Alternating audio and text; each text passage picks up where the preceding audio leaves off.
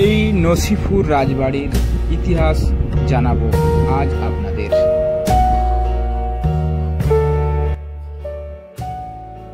নসিপুর হলো ভারতের পশ্চিমবঙ্গে মুর্শিদাবাদ জেলার লালবাগ মহকুমার মুর্শিদাবাদ জিয়াগঞ্জ সিডি ব্লকের একটি গ্রাম, যেখানে রয়েছে সোলোমন পিতলের রথ এবং রয়েছে ৮০ টাকা দামের ৪ চাকা গাড়ি এবং ১৬ টাকা মূল্যের রয়েছে একটি খাট। তো বন্ধুরা, সব কিছুই আপনাদের সামনে এই ভিডিওর মাধ্যমে তুলে ধরবো।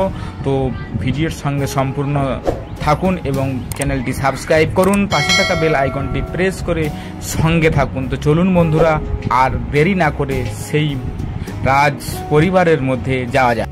নসিপুর রাজবাড়ি প্রবেশ করেই দেখলাম একটি রথ বা আখড়া সোলোমন পিতল দিয়ে তৈরি।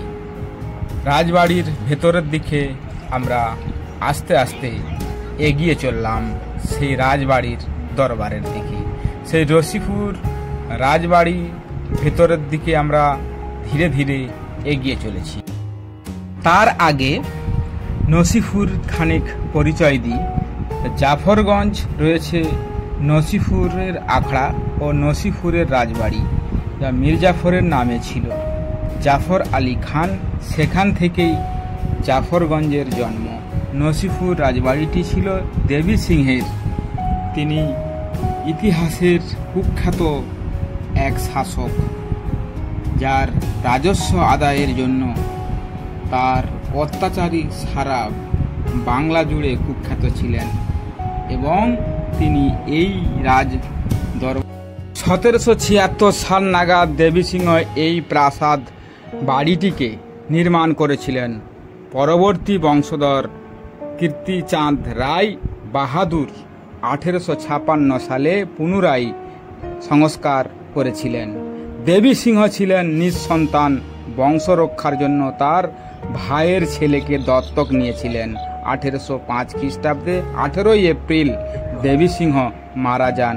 মৃত্যুর ২০০ বছর পরেও তার নৃশংসা প্রজা শোষণের কাহিনী আজও ইতিহাসের পাতায় কলঙ্কিত অধ্যায় হয়ে রয়েছে। নবাবী আমলে ৫টি রথ নগর পরপর পরিক্রমায় বের হতো। রূপোর রথটি জগন্নাথ অধিষ্ঠিত থাকতেন এবং অন্য ৩টি রথ অর্থাৎ ২টি পিতলের ও একটি কাঠের থাকতেন শ্রীকৃষ্ণ, রাধারানী, লক্ষ্মীনারায়ণ এবং রাম সীতা। নসিপুরের রথযাত্রার বিশেষত্ব হলো এখানে সুভদ্রা ও বলরাম পুজো হয় না। নবাবী আমলে আখড়ার রথ মুর্শিদাবাদের ধনকুবেরের জগৎ শেঠের বাড়িতে নিয়ে যাওয়া হতো এবং উল্টো রথের দিন সেগুলো ফিরে আসতো। এই যে ৪ চাকা ভ্যান বা গাড়িটি দেখছেন, এটা ভিনটেজ গাড়ি। প্রায় আজ থেকে ৩০০ বছরের পুরানো এই ৪ চাকা গাড়ি। মূল্য ছিল মাত্র ৮০ টাকা। এই ৮০ টাকা মূল্যের গাড়ি এখানে রাখা হয়েছে দর্শকদের জন্য বা দর্শকদের দেখার জন্য। এই গাড়িটি আপনারা দেখতে পাচ্ছেন। সেই আমলের নবাবী আমলের নসিপুরে নবাবী আমলের যে বাসন কোসন, হাঁড়ি বাসন রয়েছে, সেইগুলো আপনাদের সামনে এই ভিডিওর মাধ্যমে তুলে ধরলাম, যেগুলো আগের যুগে ব্যবহার হতো। সেই ব্যবহারের বাসন বা কোসনগুলি রয়েছে আপনাদেরকে বা দর্শকদের জন্য এখানে রাখা হয়েছে। আর দর্শকরা যাতে করে দেখতে পারেন সেই আগে করে ব্যবহার করা জিনিসগুলো এখানে সাজিয়ে রাখা হয়েছে। আজ থেকে প্রায় ৩০০ বছরের পুরানো এই বাসন কোসনগুলি তোলা রয়েছে এবং রয়েছে ৫ ফলা বিশিষ্ট একটি নগর, যেটি আমরা নৌকায় সাধারণত ব্যবহার করে দেখে থাকি। তো সেই ৫ ফেলা বর্ষা এখানেও রয়েছে দর্শকদের জন্য বা দেখার জন্য। তো বন্ধুরা, এই নসিপুর রাজবাড়িতে রয়েছে অনেক কিছুই দেখার। তো আপনারা যদি এখানকে আসেন দেখতে পাবেন যে নসিপুর দেবী সিং যেই জায়গাটিতে বসে বৈঠক করতেন নবাবদের নিয়ে, সেই জায়গাটিও আপনাদেরকে দেখাচ্ছি। আপনারা দেখুন আগের যুগের যে হারকিন লাইট ব্যবহার, সে লাইট এবং সবচেয়ে মূল্যবান জিনিস এইখানে রয়েছে ১৬ টাকা মূল্যের খাট। যেই খাটে দেবী সিংহ এখানে বাস করতেন।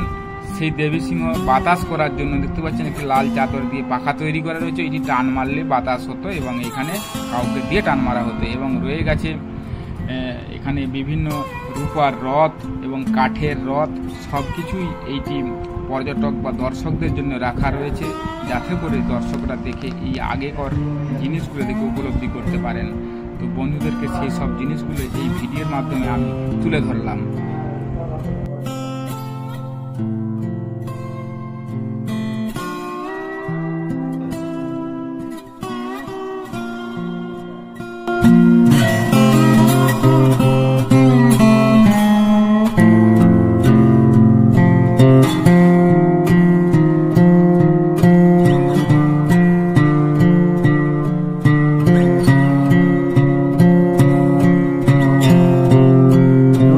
রাজবাড়ি মন্দিরের সামনে আমরা দাঁড়িয়ে রয়েছি।